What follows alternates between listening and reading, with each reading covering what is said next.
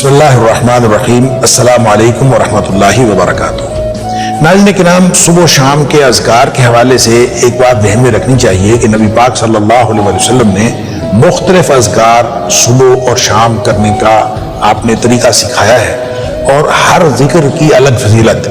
مثال کے طور پر نبی کریم صلی اللہ علیہ وسلم فرمایا، کوئی شخص اگر ایک دفعہ سید الاستغفار پڑھ لے، صبح پڑھ لے ایک دن،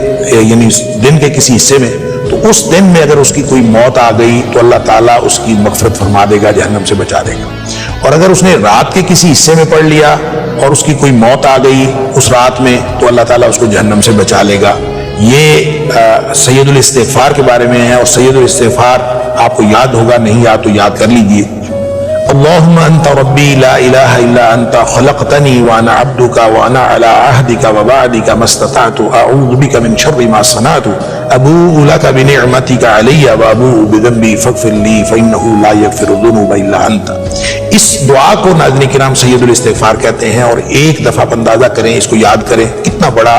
انعام ہے کہ اگر اس دن میں موت آ گئی تو انشاءاللہ اللہ تعالیٰ جہنم سے آزاد کر دے گا۔ اسی طرح ناظرین کرام، یہ جو اللہم اجرنی من النار کہنا ہے، یہ آپ اگر دن کے کسی ایک حصے میں صبح کسی نے اللہم اجرنی من النار کہہ دیا اور شام تک اگر اس کی موت واقع ہو گئی تو اللہ تعالیٰ اس کو جہنم سے آزاد کر دے گا، لیکن یہ 7 مرتبہ کہنا ہے، اللہم اجرنی من النار، اللہم اجرنی من النار۔ تو 7 دفعہ جب آپ نے اللہم اجرنی من النار کہنا، اس کا ترجمہ یہ ہے کہ اللہ مجھے جہنم کی آگ سے آزادی دے دے، مجھے اس سے بچا لے۔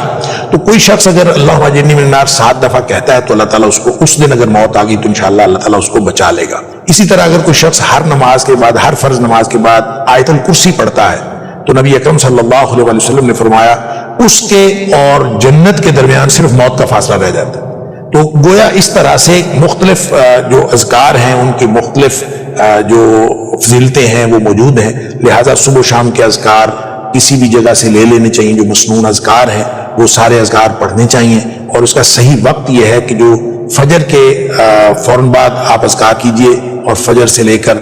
خاص طور پر اگر فجر سے لے کر اشراق تک آپ اپنے پورے اذکار کر لیں تو نبی اکرم صلی اللہ علیہ وسلم نے فرمایا کہ جو شخص فجر سے لے کر فجر کی نماز پڑھے اور اس پر اپنی جگہ پر بیٹھا رہے اور پھر اس وقت اٹھے جب اشراق کا وقت ہو گیا اور 2 رکعت پڑھنے کے بعد اٹھے تو اس کو مقبول حج اور مقبول عمرے کا ثواب ملتا ہے، یعنی حج بھی اور عمرہ بھی، سبحان اللہ۔ اسی طرح جو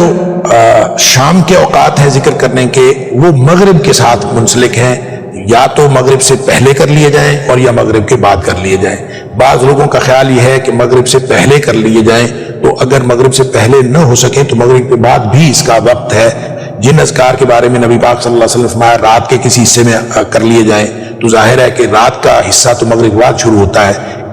اس لیے جیسے سید الاستغفار کے بارے میں نے عرض کیا، تو اس لیے کو بہتر یہ ہے کہ مغرب کے بعد سارے اذکار کر لیے جائیں۔ مغرب سے پہلے یا مغرب کے بعد دونوں اوقات درست ہیں، لیکن جو شام کے صبح و شام کے اوقات ہیں ان میں جو نبی پاک صلی اللہ علیہ وسلم کے بتائے ہوئے اذکار ہیں وہ کرنے بہت ضروری ہیں۔ اس کے ساتھ نہ صرف دنیا کی کامیابیاں ملتی ہیں بلکہ آخرت میں بھی انشاءاللہ اللہ تعالیٰ بہت بڑا اجر عطا فرمائے گا۔ اللہ تعالیٰ مجھے اور آپ کو اس بات کی توفیق دے۔ السلام علیکم ورحمۃ اللہ وبرکاتہ۔